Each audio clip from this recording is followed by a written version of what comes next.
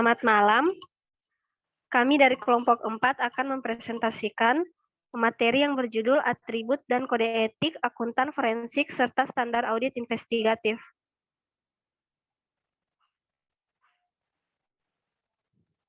Baik, sebelum kami lanjut ke dalam materi, saya akan memperkenalkan nama teman kelompok saya, yaitu yang pertama Amelia Dwi Puspa Bilang Labi, yang kedua Abigail, dan yang terakhir saya sendiri Delviana Somolayu.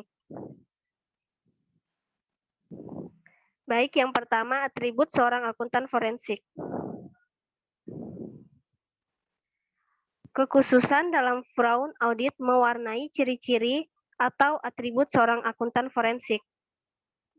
Ciri lain dari anggota suatu profesi adalah ia tunduk pada kode etik profesinya. Hal yang sama berlaku untuk akuntan forensik. Di sektor publik, tuntutan untuk menaati kode etik bahkan lebih intens karena wewenang yang relatif besar yang dimiliki akuntan forensik, yang merupakan bagian dari sistem penegakan hukum.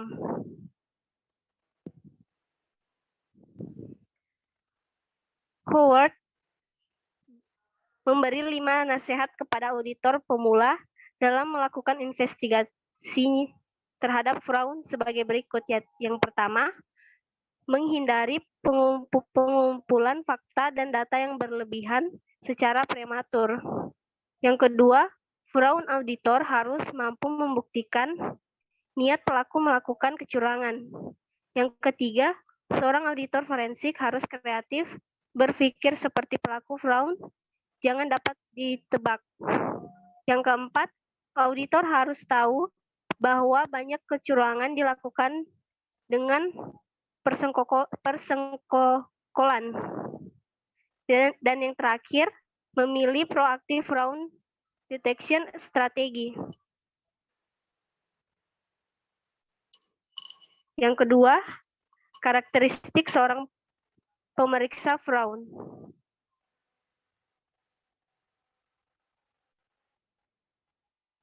Pemeriksa fraud harus memiliki kepribadian atau kemampuan yang unik serta memiliki kemampuan mengumpulkan fakta, tidak memihak, sahih dan akurat. Seorang auditor juga mampu melaporkan fakta dan keakuratan dari data yang dikumpulkan.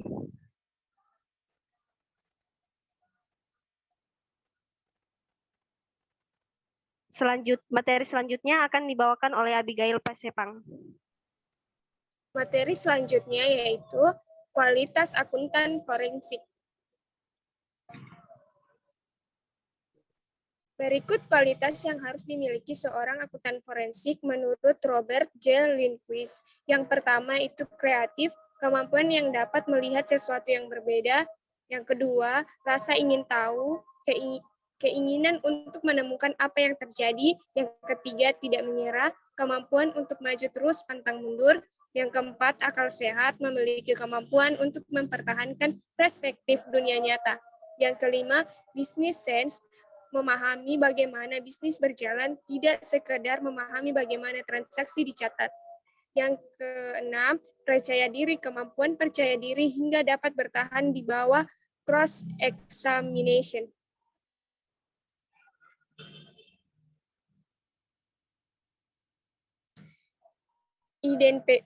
Independen, objektif, dan skeptis.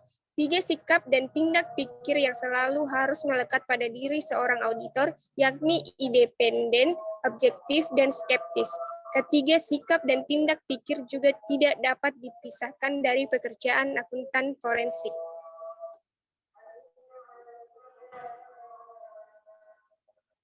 Next. Yang keempat, kode etik akuntansi forensik.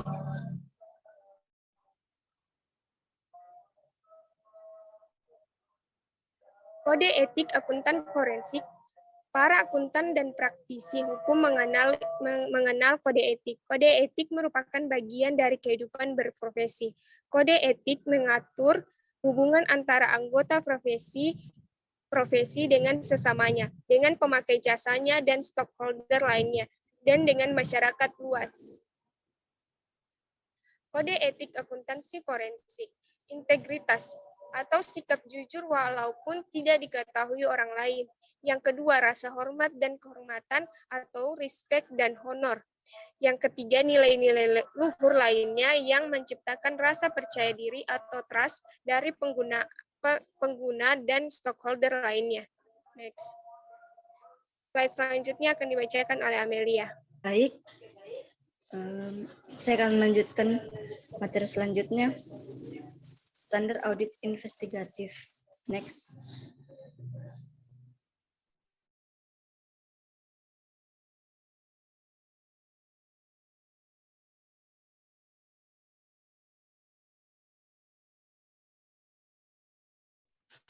Oke, saya akan melanjutkan materi selanjutnya, yaitu standar audit investigatif. Next. Standar audit investigatif, akuntan publik memiliki standar profesi akuntan publik SPAP memuat standar-standar audit, atestasi, pengendalian mutu, dan lain-lain.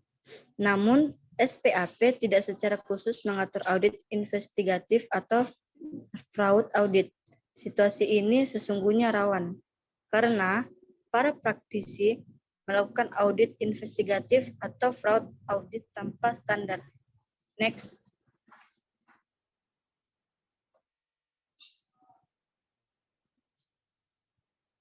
KH Spencer, Pickett, dan Jennifer Pickett merumuskan beberapa standar. Yang pertama, kumpulkan bukti-bukti dengan prinsip kehati-hatian atau DUKER. Yang kedua, pastikan bahwa dokumentasi dalam keadaan aman, terlindungi, dan diindeks dan jejak audit tersedia. Yang ketiga, pastikan bahwa para investigator mengerti hak-hak asasi pegawai dan senantiasa menghormatinya. Yang keempat, beban pembuktian ada pada yang menduga. Yang kelima, cakup seluruh substansi investigasi dan kuasai seluruh target yang sangat kritis ditinjau dan segi waktu. Dan yang terakhir, liput seluruh tahapan kunci dalam proses investigasi. Standar pemeriksaan keuangan negara. Pemeriksaan untuk mendeteksi terjadinya penyimpangan dari ketentuan peraturan perundang-undangan, kecurangan atau fraud, dan ketidakpatutan atau abus. Yang pertama, pemeriksa harus merancang metodologi dan prosedur pemeriksaan apabila ketentuan peraturan perundang-undangan mempunyai pengaruh yang signifikan terhadap tujuan pemeriksaan. Next. 2.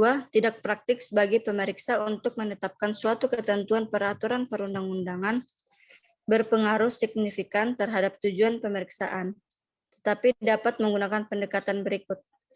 Yang pertama, ubah setiap tujuan pemeriksaan menjadi beberapa pertanyaan tentang aspek tertentu dari program yang diperiksa atau tujuan pengendalian intern, kegiatan, operasi, output, outcome. Yang kedua, identifikasi ketentuan perundang-undangan yang terkait langsung dengan aspek tertentu yang menjadi bahan pertanyaan tadi. Yang ketiga, tentukan penyimpangan ketentuan peraturan perundang-undangan. Next. Materi selanjutnya yaitu standar akuntansi forensik.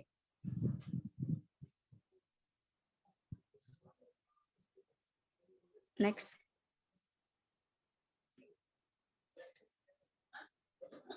Yang pertama, independensi. Akuntan forensik harus independen dalam melaksanakan tugas garis pertanggungjawaban.